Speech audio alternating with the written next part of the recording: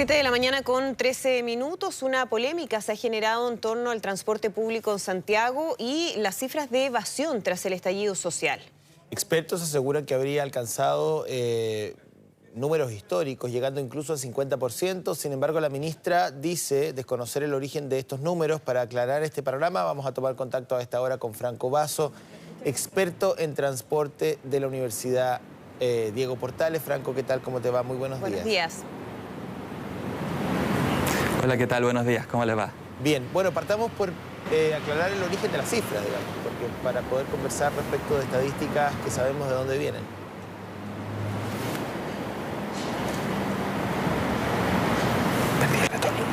¿Nos está escuchando Franco? A ver si ahí retomamos la comunicación. Franco Basso. No, estamos con un problema de audio ahí.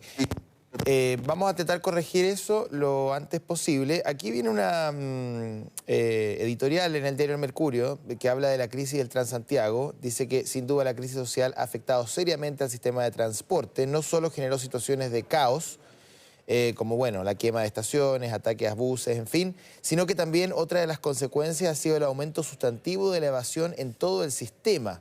Todos estos hechos han venido a crear un contexto particularmente complejo para el avance de una de las iniciativas centrales en que venía trabajando la autoridad, como es el cambio del actual sistema de transporte por un modelo que debería corregir muchas de sus ineficiencias. El mismo diario nos asegura, consultando a algunos especialistas, que es necesario construir un consenso social de rechazo a la evasión. Muchos creen que además de la sanción legal, tiene que haber una sanción cultural. Bueno, cuando ha habido ya toda una serie de medidas que se han tomado para evitar justamente la evasión, que sabemos tiene cifras significativas en nuestro país, pero evidentemente esto se pudo haber agudizado y es lo que queremos profundizar durante los días inmediatamente después del estallido. Vamos a revisar, ya estamos en contacto con Franco Basso. Franco, a ver si ahora nos escuchas mejor. Hola, ¿qué tal? Sí, ahí sí, te muy escucho bien, buenos días. Andrea. Bueno, hablábamos de esta especie de polémica que se ha generado con la ministra de Transportes, Gloria Hood, en el sentido de las cifras que se están manejando de evasión durante los primeros días del estallido social. Se habla de hasta un 50%. Primero, preguntarte directamente cuáles son las cifras que manejas tú y de dónde surgen esos números. Lo que es cierto es que hoy en día no existen cifras oficiales con respecto a cuál es la evasión del último trimestre. La última información que tenemos efectivamente es hasta octubre. Por lo tanto, en lo que la ministra es cierto es que las cifras oficiales aún no están. Por un lado, tenemos información que han entregado los propios operadores que han indicado que en ciertos recorridos la evasión puede llegar hasta un 80%. Y lo que debemos esperar es realmente obtener las cifras oficiales, pero hay que tener mucho cuidado al analizar esas cifras.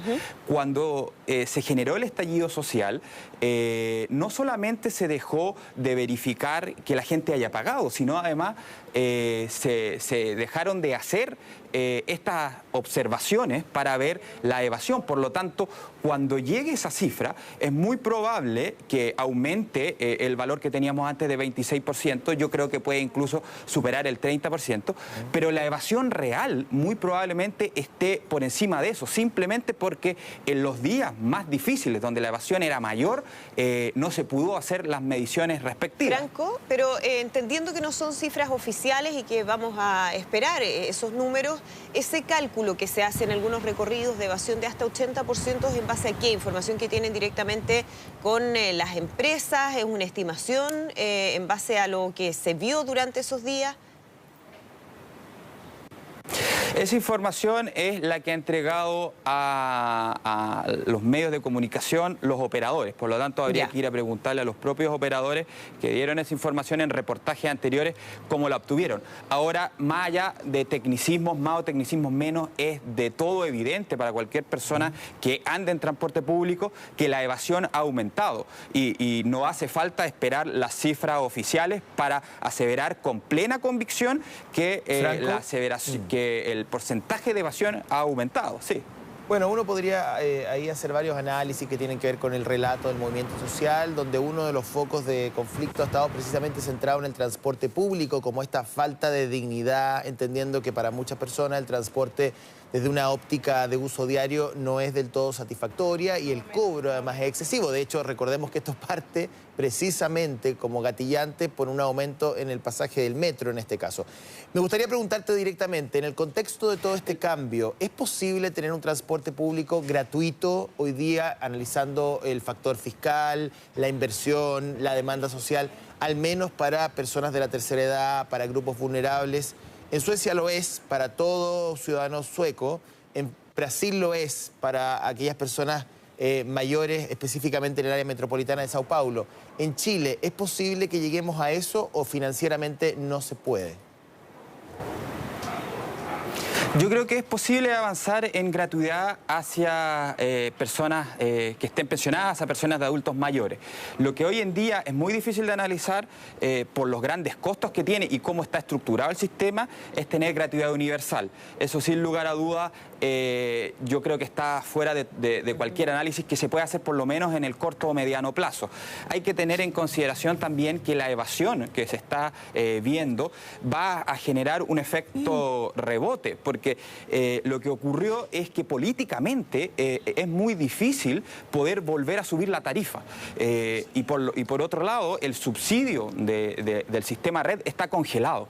Por lo tanto, se entenderá muy bien que cuando yo tengo ingresos fijos y por otro lado, mi única manera de controlar esto que tienen estos costos al alza es bajando la calidad. Por lo tanto, lo que yo veo es que si el gobierno realmente no se pone serio con el tema de la evasión, la única solución es que va a bajar la calidad. Y eso es algo que, la verdad, es muy probable que ocurra. Ahora, ¿y qué significa, perdón, Franco, ponerse serio con el tema de la evasión? ¿Qué tipo de medidas se debieran tomar? Porque este ha sido un tema de discusión permanente, no solamente en este gobierno. Durante los últimos años se ha hablado mucho del tema de la evasión como un problema del sistema de transporte público aquí en la región metropolitana.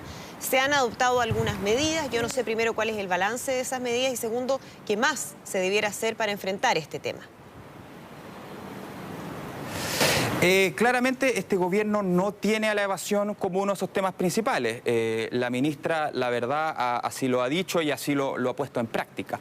Cuando nosotros analizamos cómo iba la tendencia de la evasión durante el gobierno anterior, nosotros observamos que había una tendencia a la baja. Esa baja se revirtió durante este gobierno y no ha podido ser resuelta.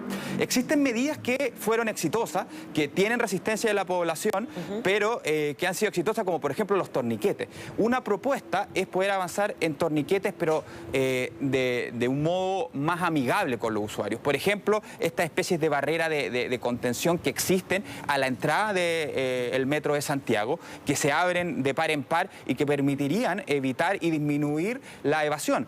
Existen distintos perfiles de evasores y el problema más grave es que ahora, después del estallido social, sumamos a un nuevo agente, que es el que evade y que no solamente evade Franco, cometiendo una falta, sino además que es aplaudido por gran parte del resto de la sociedad, porque hasta antes evadir puede ser que estuviese mal visto, ahora incluso por algunos diputados es bien visto y hasta le llaman desobediencia civil, entonces es difícil poder avanzar. Tenemos que cerrar, pero quería hacerte esta pregunta, me parece interesante, pero muy breve, por favor, la respuesta.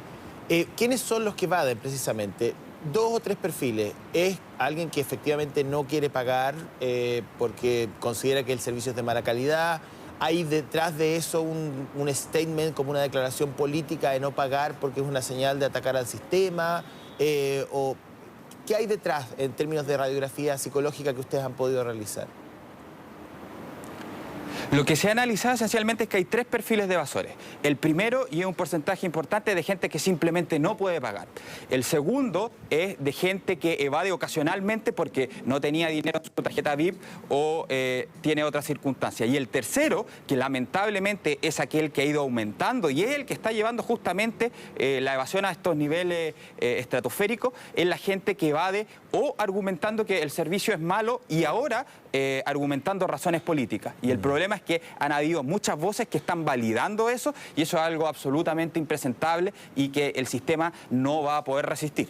Bien, pues muchísimas gracias, Franco Basso, de la Universidad Diego Portales, experto en transportes, nos ha ayudado esta mañana a entender este fenómeno. Muchas gracias. Que esté muy bien, buenos días. Muchas gracias, hasta luego.